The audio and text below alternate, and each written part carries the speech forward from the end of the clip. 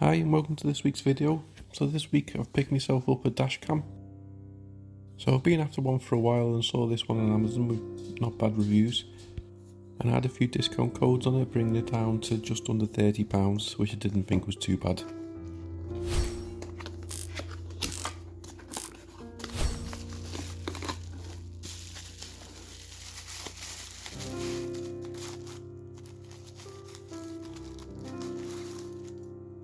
So it's a front and rear dash cam.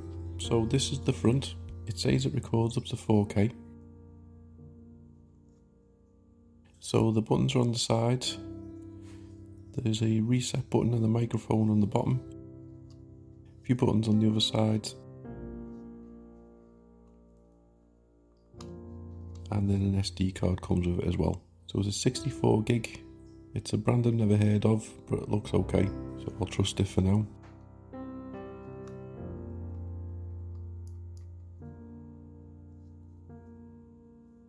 So the power button on the side, just hold that down and then it comes on.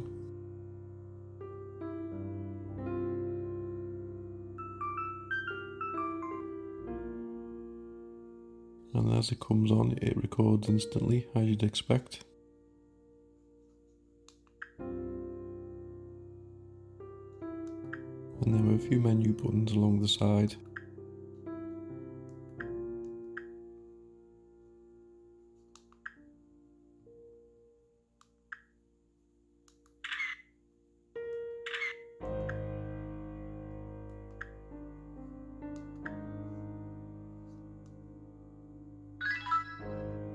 So we'll see what else is in the box.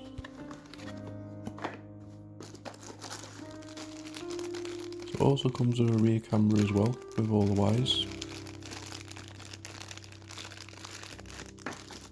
The suction cup to attach it to the screen. The charger to power both of them. And then the wiring, which is for the front camera. And another suction cup. And then a few little clips and a few little extras to try and install it within your car.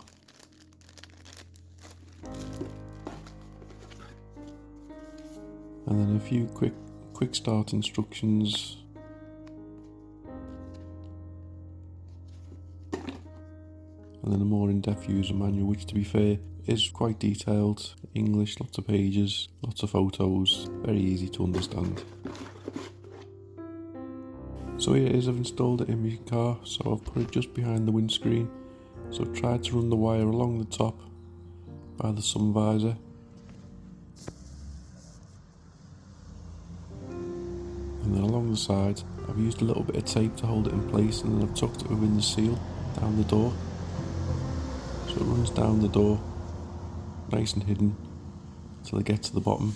Again, I've used a little bit of tape to run it along the bottom. Apologies for not hoovering my car. And then the connection goes to the cigarette lighter. So when you pop the SD card into your computer, you get these different files. So it's got front and rear, picture 1 and picture 2.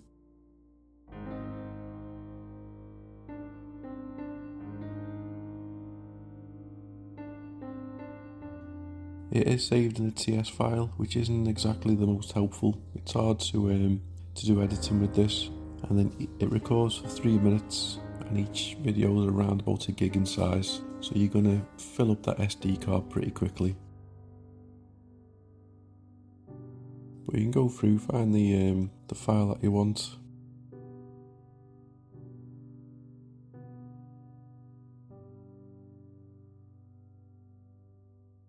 Open up, depending on the speed of your computer, will depend on how quickly it opens.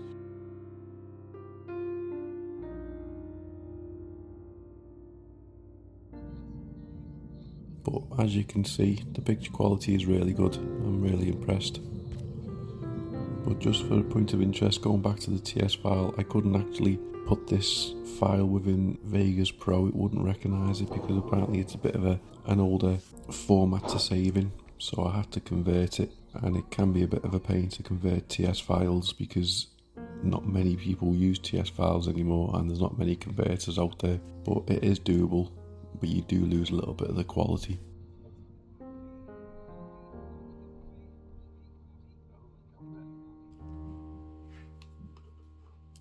The one thing I haven't done is install the rear camera. This is purely down to the wiring. I didn't really want wires running along the top edge of the inside of my car, and I wasn't going to be starting to pull headliners apart and try and run it down perfectly. It was going to be too big a job, so I've decided not to install the rear camera and just have the front-facing camera instead. It does say it has a microphone on, but to be honest, you can't hear a lot. The sound on it is quite low. Even when you have people talking in the car, it's hard to pick up what gets said.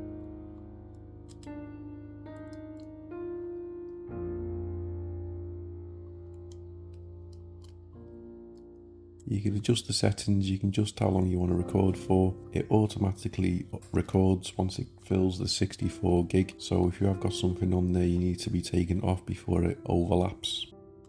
The daytime video footage is just as good as the nighttime video footage.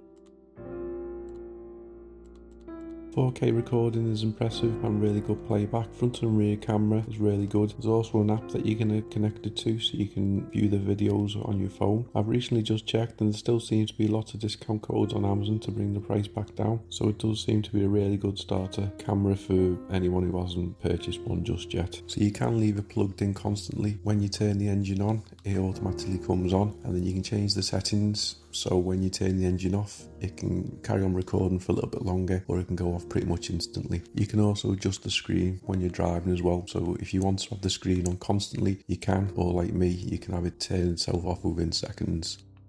So would I recommend the camera? Definitely. It is really good and you do get a lot for your money. The only negative that I can think of really is the TS recording format, which can be a little bit hard to convert, as I've mentioned before. And like most of these cameras, there's a lot of wiring which is hard to hide, but that's probably the same with a lot of different dash cams. So the Amazon link is in the description. Thanks for watching. Please like, comment and subscribe.